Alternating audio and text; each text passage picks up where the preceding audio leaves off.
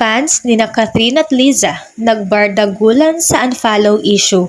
May kinalaman nga ba kay Daniel Padilla? May gera ngayon sa X, dating Twitter. Ang mga fans ni Catherine Bernardo at Liza Soberano na resulta ng ginawang pag-unfollow ng ex-girlfriend ni Daniel Padilla sa kasintahan ni Enrique Hill. Tila na-insulto ang mga fans ni Liza sa mga hanash ng supporters ni Catherine dahil nadamay ito sa pagkikipaghiwalay ng huli kay Daniel. Bunsod nito, maging si Catherine ay binabanatan na rin ng mga fans ni Liza. Say nila, yung wala namang kinalaman si Liza sa unfortunate love story nila pero biglang dinamay. That girl is low-key, adding fuel to the fire and dragging Liza to their mess. Napaka-entitled and feeling ng mga fans ni Catherine kasing toxic niya nang dadamay pa ng ibang tao.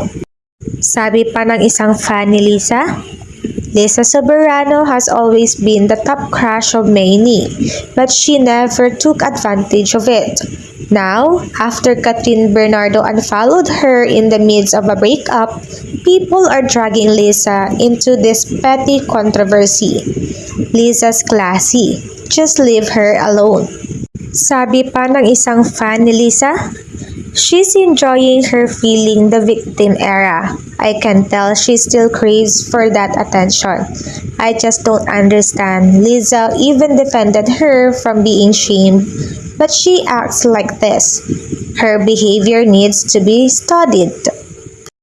Sumagot naman ang mga fans ni Kath. Could just be an unfollow be an unfollow?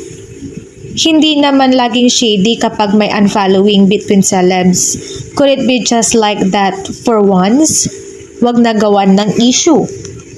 Kawawa naman unfollow ni Kat. Si the most beautiful girl in the solar system. Wahahaha. Sabi naman ng isang netizen. Didn't Liza unfollow Kat before and everyone were quiet about it? And now it's a big deal when Kat unfollow your fave?